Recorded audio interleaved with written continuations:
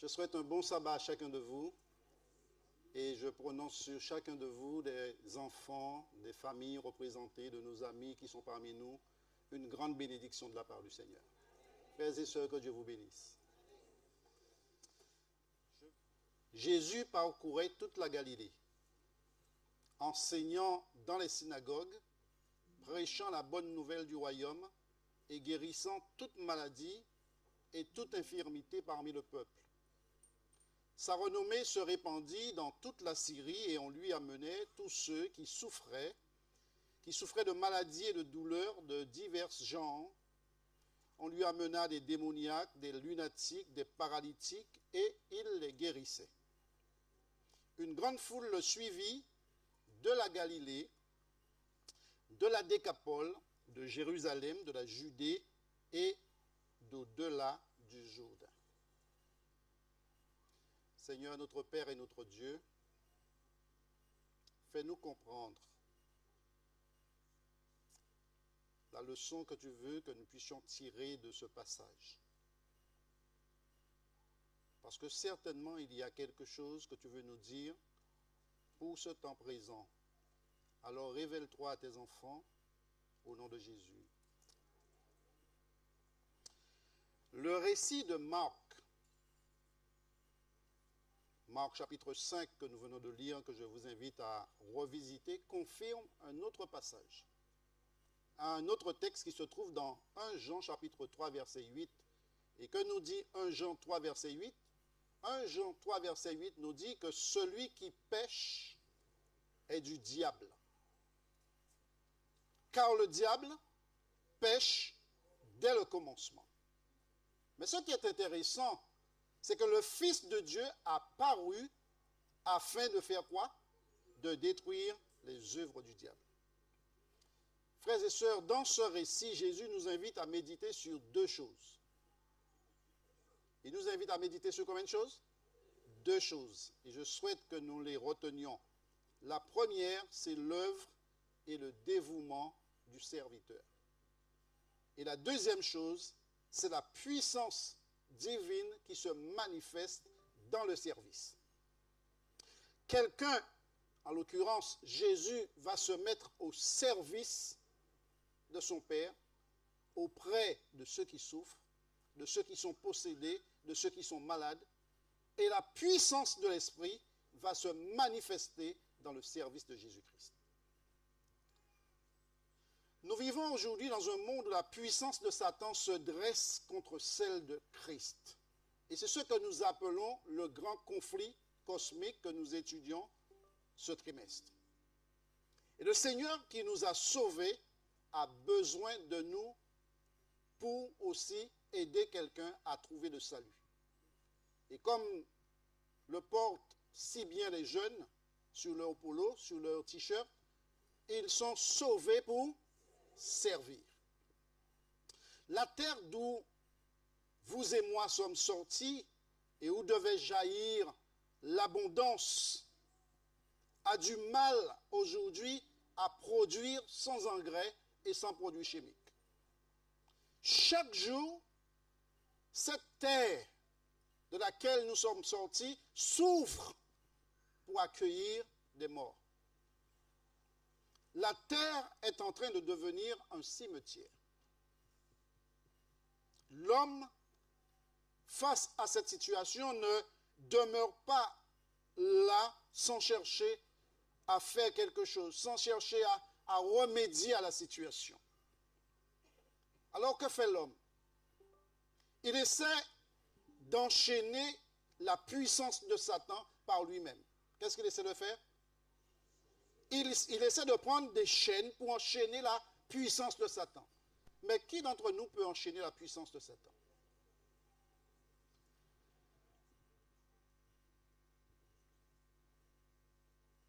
Comme cet homme est violent avec ses enfants, violent avec son épouse, violent avec son conjoint, il n'y a pas que les hommes qui sont violents avec leur conjoint. Les femmes aussi sont violentes. Hein. Très rare.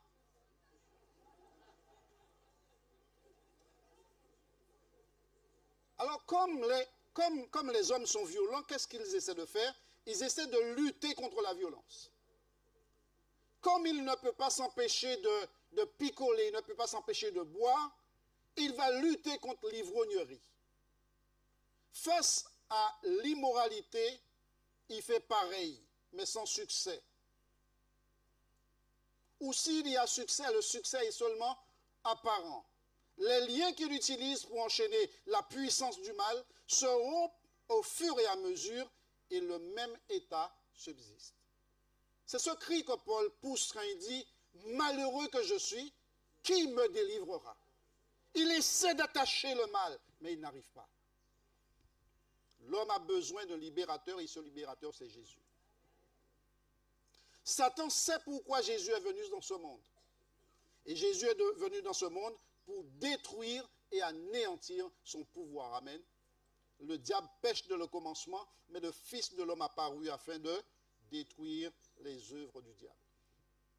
Paris, la ville de Paris, une des plus belles villes du monde, est coupée en deux par un fleuve qu'on appelle la Seine.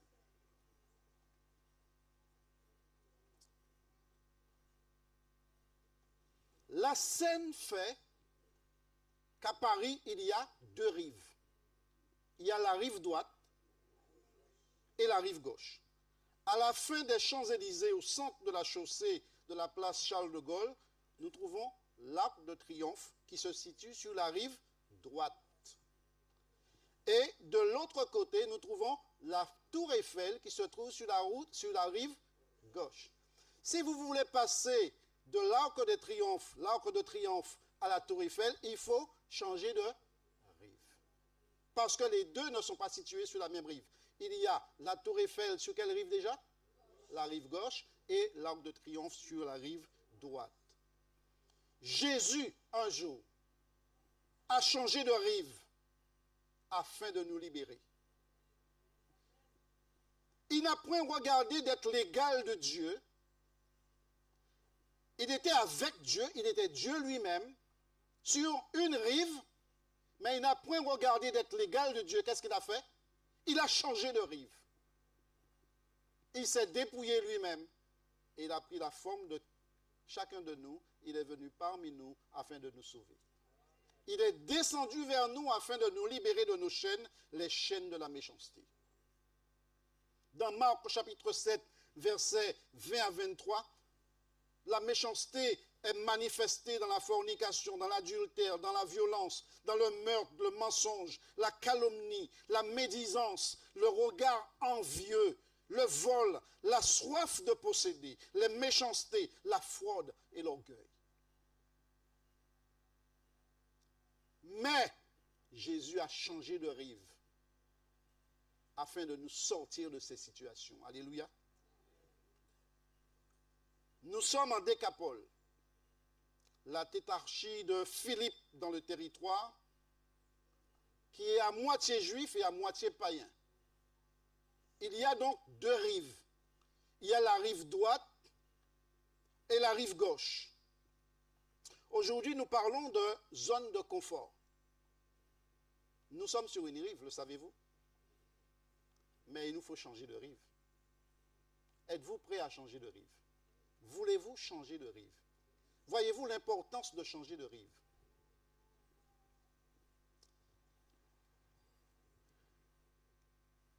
En Décapole, il y a deux rives. La rive des Juifs et la rive des païens. Le Seigneur et les disciples vont aborder leur barque au pays des Gadaréniens. J'ai failli dire Guadeloupéens. Gadara était l'une des villes qui appartenaient à la Décapole. Et dans les temps anciens, cette région se trouvait à l'est de la mer de la Galilée. Elle faisait partie du territoire que Moïse avait donné en héritage à la demi-tribu de Manassé et de Gad. À l'époque de Jésus, bien que les Juifs étaient dispersés dans toute la région, quand on regarde bien, c'était un territoire à dominance païenne. Leur ville était essentiellement grecque. Les Grecs avaient leur Dieu, leur temple grec et ils avaient aussi leur amphithéâtre. Tout était consacré à la mode de vie grecque. La présence du troupeau de 2000 porcs, dont il est fait mention que nous voyons dans le passage, nous rappelle que l'influence du paganisme était très forte dans cette région, car le porc est un animal interdit aux Juifs. Il y a des gens qui mangent encore du porc ici. Le porc, il s'est dérivé.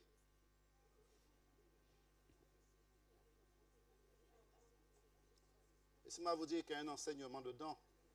Parce que quand Jésus va dire à ces 2000 démons de sortir, où est-ce qu'il les envoie?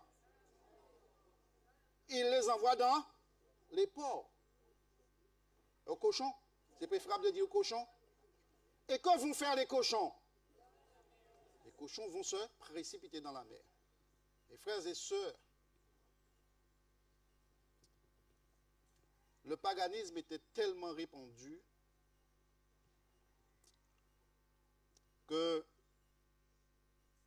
les gens mangeaient encore beaucoup de porc dans cette région. Et c'est pourquoi Jésus a envoyé les démons là. En quittant le bord du lac, il faut monter, il faut escalader les sentiers rocheux à l'est du lac. Des grottes, des tombeaux creusent la colline.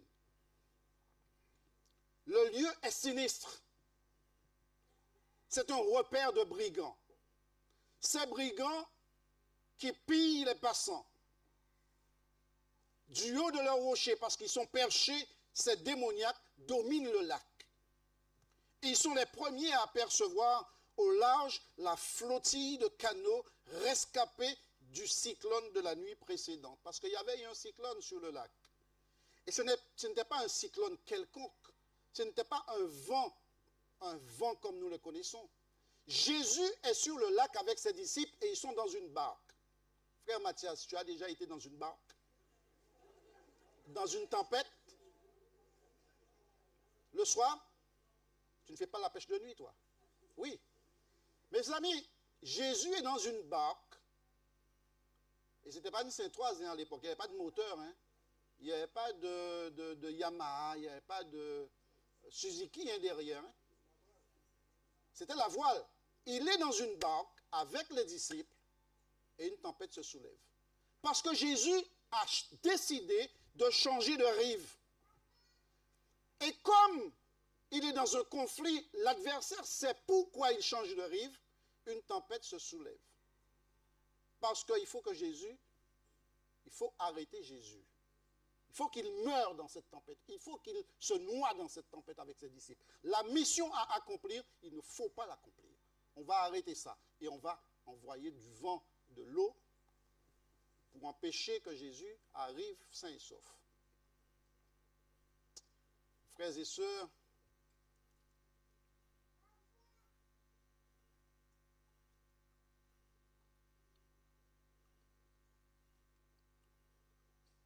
les démons gesticulent, ils insultent. Que nous veux-tu, fils de Dieu? Es-tu venu ici pour nous tourmenter avant le temps? Matthieu 8, verset 29. Quittant la barque, la première personne que Jésus et les disciples et ceux qui les suivaient rencontrèrent, c'est un homme entièrement possédé par des démons qui le rendaient furieux et indomptable.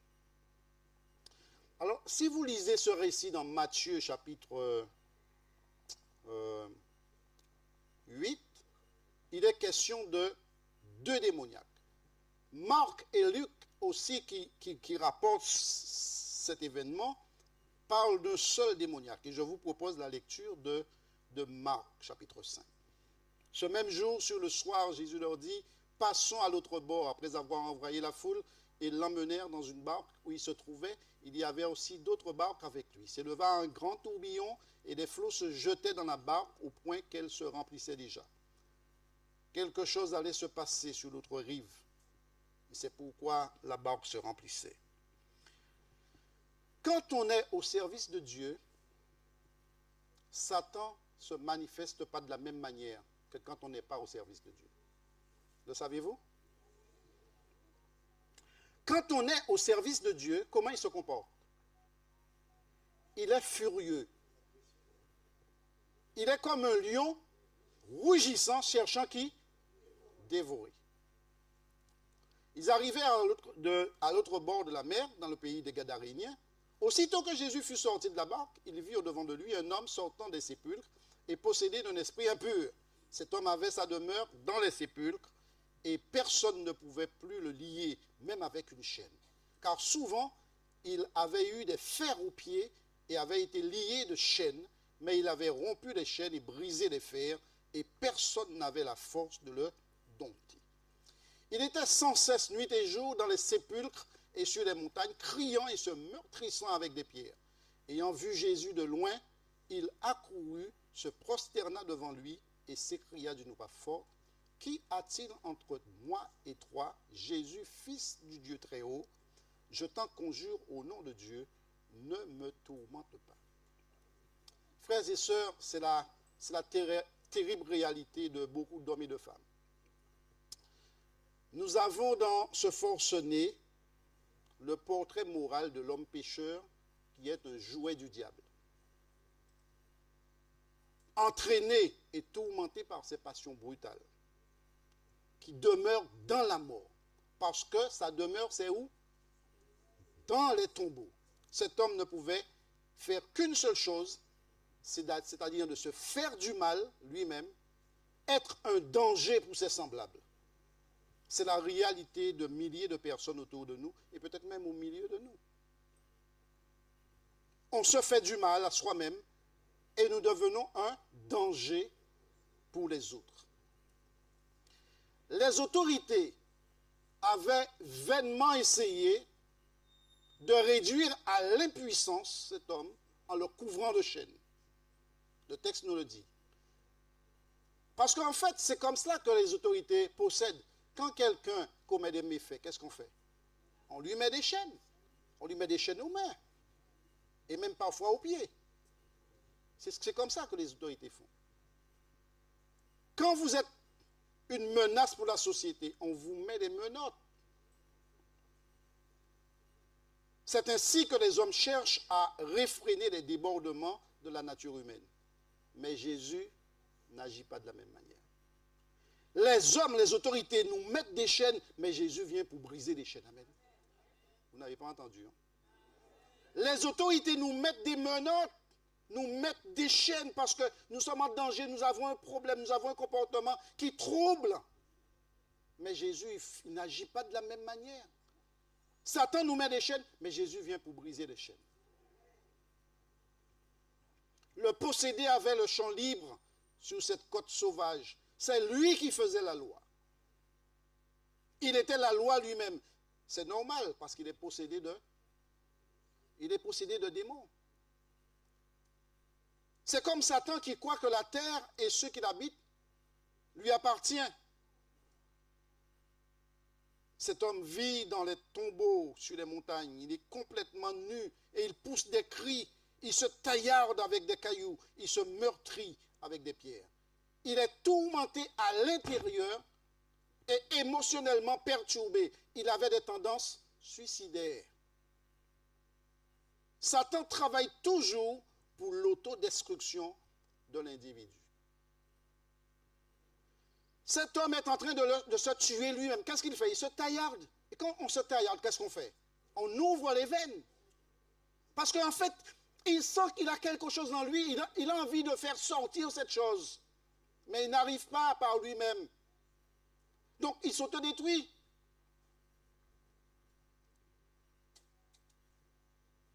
Quand vous et moi, nous essayons par nous-mêmes, nous nous autodétruisons. Mais l'heure est peut-être venue pour que nous puissions lâcher prise et laisser Jésus faire pour nous. Son angoisse est profonde, sa douleur est immense. C'est un vivant parmi les morts. En fait, c'est un mort vivant. La municipalité avait à plusieurs reprises pris la décision de le maîtriser en le liant avec des chaînes. Rien à faire. Il narguait de plus belle les autorités. Et si vous et moi, nous étions vivants à cette époque-là, qu'aurions-nous fait? Causons un peu. Hein? Si tu étais là, qu'est-ce que tu aurais fait? Cet homme qui est là, et qui vous fait peur, qui fait la loi, vous êtes là, qu'est-ce que vous faites?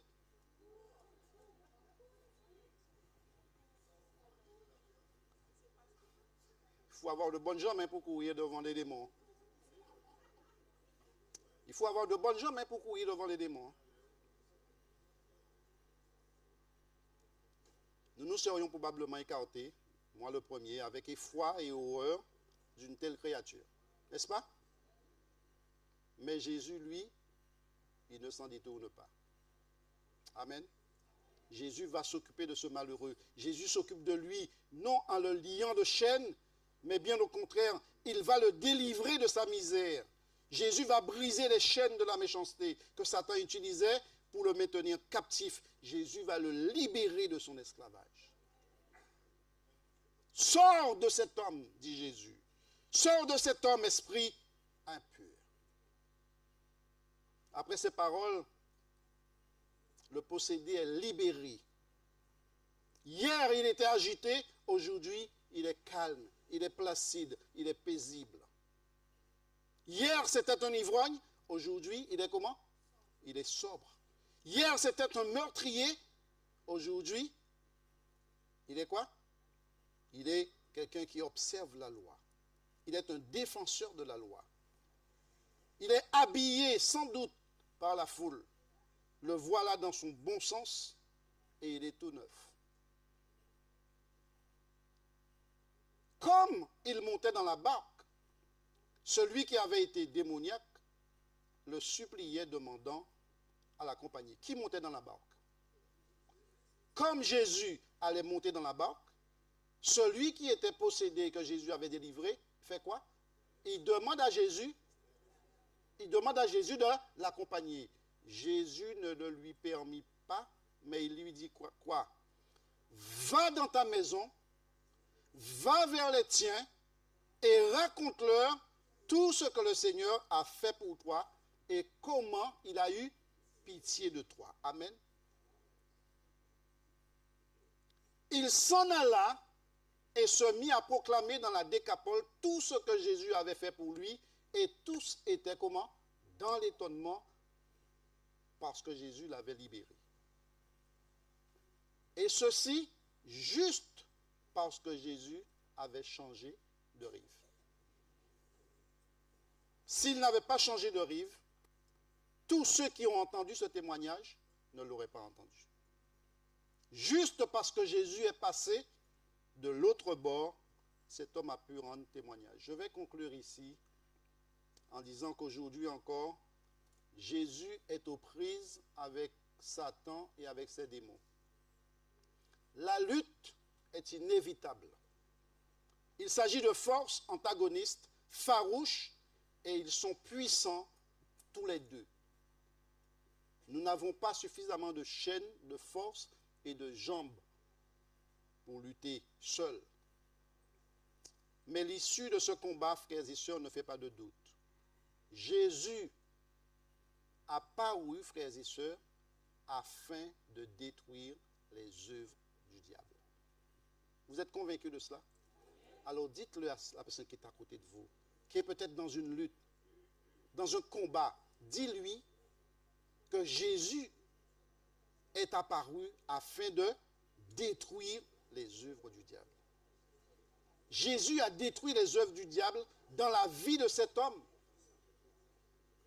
Et if he did it back then, he can do it again. He can do it again.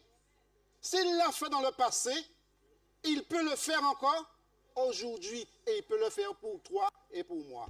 Amen. Frères et sœurs, Jésus-Christ a surgi dans la vie de cet homme. Avant, ce dernier était un possédé. Et il était possédé par des puissances maléfiques, téléguidé par des anges des ténèbres, habité, agité et torturé par des forces auxquelles il ne pouvait pas se soustraire. Jésus change de rive Il intervient dans sa vie et Jésus le délivre. Le voilà paisible, heureux, disponible et prêt à suivre le Seigneur.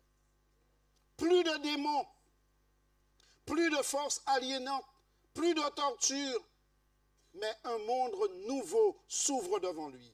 Son monde a changé parce que quelqu'un a décidé de changer de rive pour lui. Il est libre et confiant. Il rend témoignage au Seigneur. Voilà ce que Jésus a fait quand il est passé de l'autre bord pour lui venir en aide. Être avec le Seigneur est le souhait de tous ceux qu'il a sauvés. Amen. Et nous faisons partie de ceux-là. Mais il y a un témoignage à rendre au milieu de ceux qui l'ont rejeté, ou du moins de ceux qui ne l'ont pas encore accepté. Il faut faire connaître la grâce de Dieu. Et cela commence dans sa propre maison.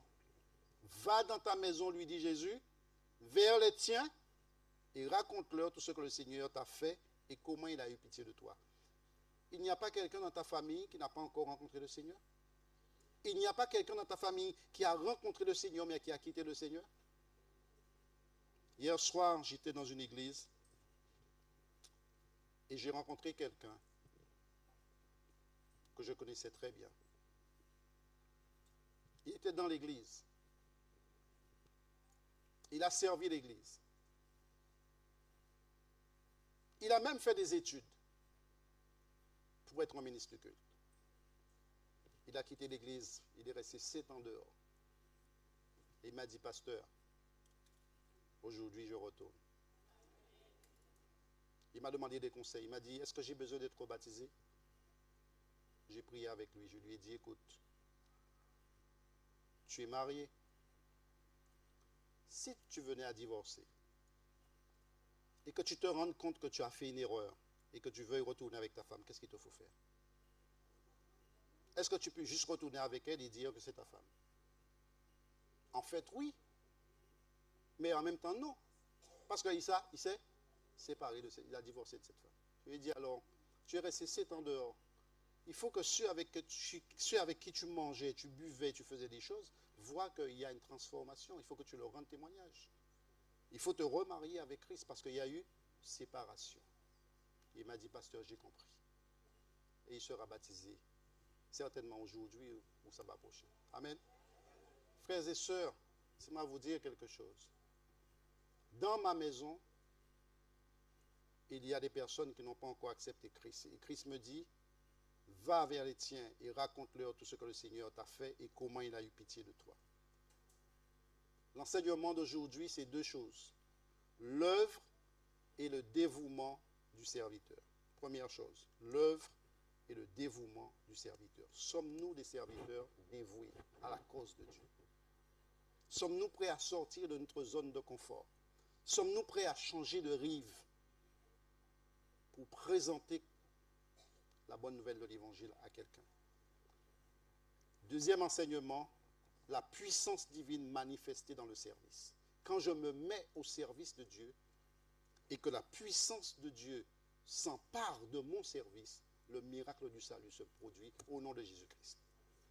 Frères et sœurs, c'est ce qui s'est passé l'année dernière quand plus de 20 âmes se sont ajoutées à notre Église au nom de Christ. Dans Éphésiens chapitre 2, vous étiez morts par vos offenses et par vos péchés dans lesquels vous marchiez autrefois selon le train de ce monde, selon le prince de la puissance de l'air, de l'esprit qui agit maintenant dans les fils de la rébellion. Nous tous aussi, nous étions de leur nombre et nous vivions autrefois selon les convoitises de notre chair, accomplissant les volontés de la chair et de nos pensées. Et nous étions par nature les enfants de colère comme les autres. Mais Dieu, mais quoi? Mais qui? Mais Dieu, qui est riche en miséricorde, à cause de son grand amour dont il nous a aimés, nous qui étions morts par nos offenses, en changeant de rive, nous a rendus à la vie avec Christ. Il nous a ressuscités ensemble, il nous a fait asseoir ensemble dans les lieux célestes en Jésus-Christ, afin de montrer dans les siècles à venir l'infinie richesse de sa grâce par sa bonté envers nous en Jésus-Christ. Car c'est par la grâce que vous êtes sauvés, par le moyen de la foi, et cela ne vient pas de vous, c'est un don de Dieu. Frères et sœurs, le jugement a déjà commencé et Jésus revient bientôt. Je t'invite donc à changer de rive, parce que pour toi et pour moi, Jésus-Christ a changé de rive. Je t'invite à changer de rive parce que pour toi, Dieu a permis à l'un de ses disciples à changer de rive pour te rencontrer et te transformer. J'ai entendu samedi dernier le frère Marcelin qui a changé de rive et qui a rencontré le frère Ursule. C'est bien ça? Oui, c'est bien ça, qui a rencontré le frère Ursule. Mais regardez les enfants de frère Ursule aujourd'hui. Je dis gloire à Dieu. Mais pourquoi ils sont là? Et pourquoi ils sont au service? Parce que frère Marcelin a fait quoi? Vous êtes avec moi ou pas? Frère Marcelin a fait quoi? Il a changé de rive. Et en changeant de rive, il a rencontré qui? Frère Ursule. Et frère Ursule, ayant reçu l'évangile, a aussi changé de rive et a rencontré d'autres personnes et a transmis cet évangile à ses enfants qui sont là aujourd'hui. Et nous disons gloire à Dieu. Frères et sœurs, je t'invite à changer de rive. Parce que pour toi, Christ a changé de rive. Du 16 au 29 juin, au gymnase de Boissard, ce Trinidadien, David Springer, que vous voyez apparaître, il change de rive. Il est étudiant maintenant à l'université d'Andrews. Il a accepté de changer de rive. Il a quitté Trinidad, il est parti en études, et il quitte les États-Unis pour 2 semaines pour venir en Guadeloupe, pour venir sur notre rive. Parce que sur notre rive, il y a des personnes qui ont besoin d'être libérées au nom de Jésus-Christ. Je vous invite à changer de rive avec lui et avec l'équipe qui l'accompagne. À mobiliser, comme Freddy nous a dit ce matin, à recenser tous ceux qui méritent d'être recensés. Ceux qui ont fréquenté cette église, ceux qui sont venus les sabbats, comment on appelle? Les visiteurs, ceux qui sont inscrits sur nos registres et qui ne viennent plus, les membres de notre famille, nos enfants, nos collègues de travail. Changeons de rive, allons vers eux. Et si chacun de nous invite un d'entre eux, alors il y aura beaucoup de libérés au nom de Jésus-Christ. Frères et sœurs, je termine ici en vous disant, change de rive. Va dans ta maison vers les tiens et raconte-leur tout ce que le Seigneur t'a fait et comment il a eu pitié de toi. Que le Seigneur nous garde et qu'il nous bénisse.